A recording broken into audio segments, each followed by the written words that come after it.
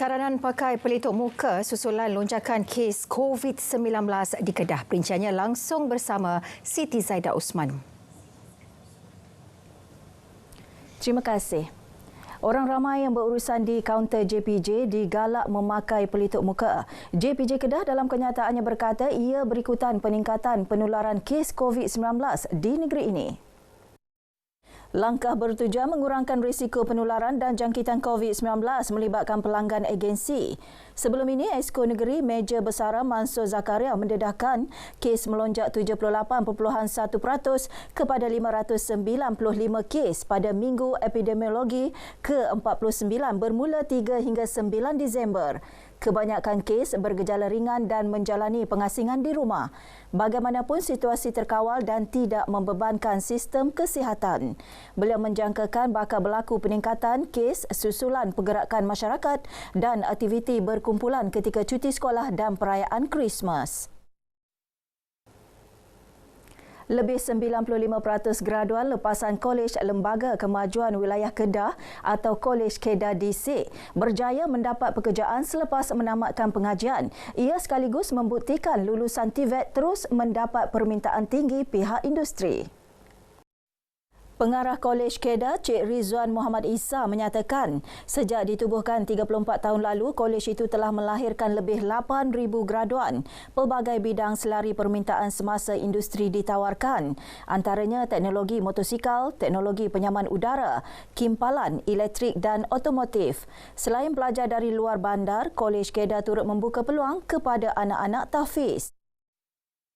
Salah satu keistimewaan yang kita ada di Kolej Kedah iaitu pengajian secara percuma. Kita beri pengajian secara percuma, bahan pembelajaran, pakaian dan sebagainya, semua secara percuma, penginapan percuma, dan juga kita menjaminkan kebolehpasaraian tinggi kepada pelajar kita. InsyaAllah pelajar-pelajar yang keluar dari Kolej Kedah, kebanyakan 95% semua mendapat pekerjaan. Kolej Kedah menyasarkan pengambilan 200 pelajar baharu mengikuti pengajian bagi sesi Januari 2024. Kelab Pembangunan Bola Sepak Hijau Kuning Football Club HKFC merencana beberapa perancangan bagi meningkatkan mutu bola sepak di peringkat akar umbi. Ia termasuk menghantar pemain remaja menimba pengalaman bersama Akademi Bola Sepak terkemuka di La Liga Spanyol.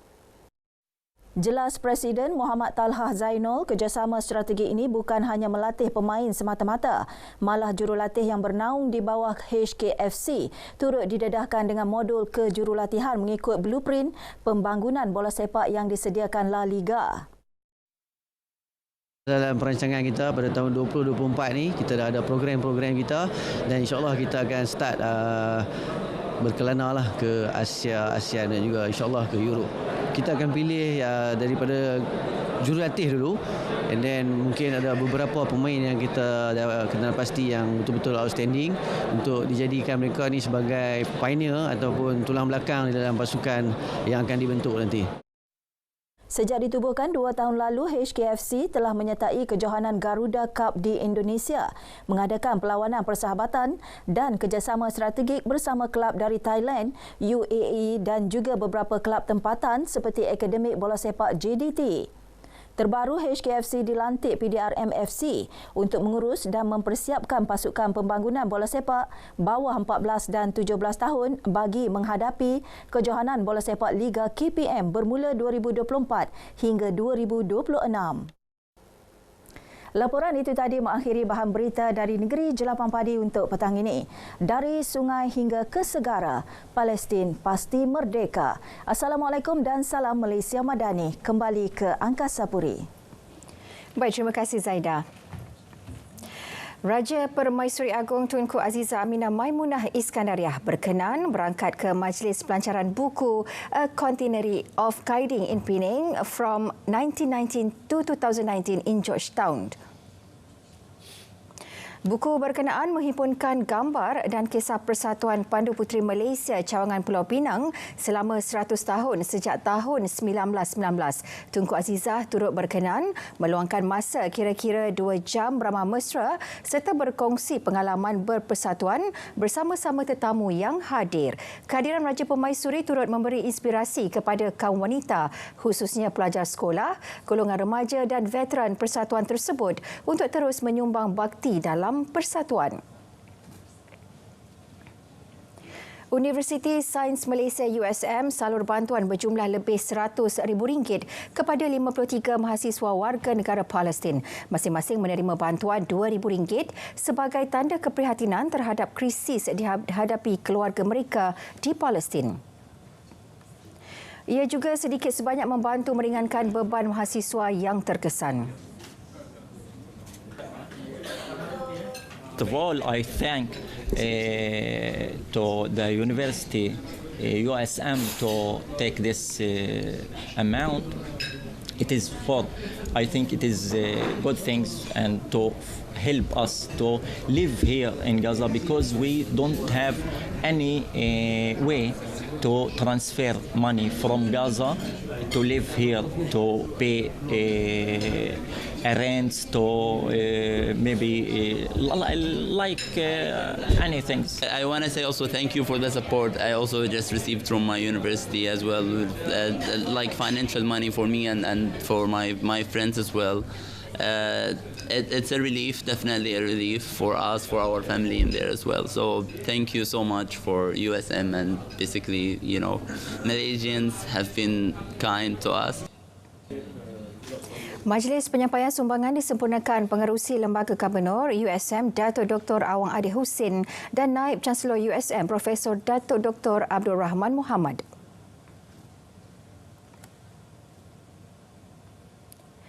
Pusat Squash Negeri Kedah yang bernilai RM10.8 juta akan menjadi pemangkin melahirkan bakat baharu bertaraf antarabangsa.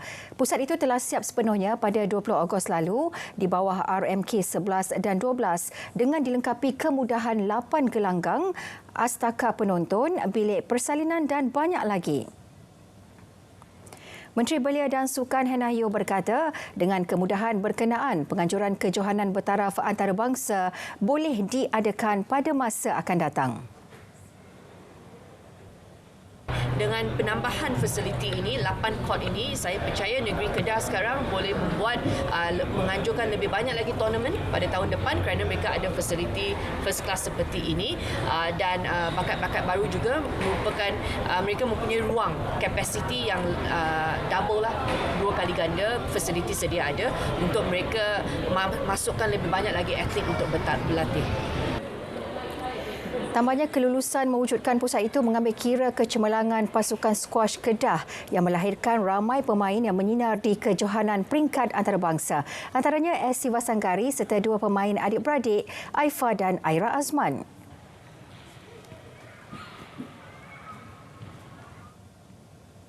Laporan bedah siasat mengenai Padang Stadium Nasional Bukit Jalil SNBJ yang dilaporkan rosak akan dikeluarkan minggu ini. Menteri Belia dan Sukan Hannah Yeoh menjelaskan bedah siasat di peringkat pihak kementerian telah selesai dan akan dibentangkan kepada Lembaga Perbadanan Stadium Malaysia PSM.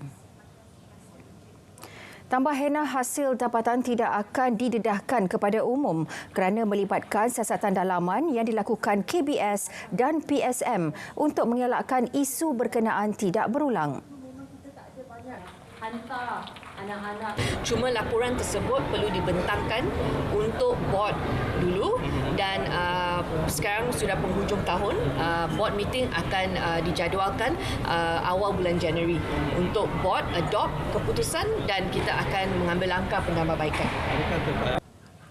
Isu padang berkenaan menjadi kritikan hangat peminat bola sepak tanah air selepas didapati dalam keadaan teruk pada final Piala Malaysia. Sebelum itu, lokasi berkenaan digunakan untuk penganjuran sebuah konsert antarabangsa November lalu.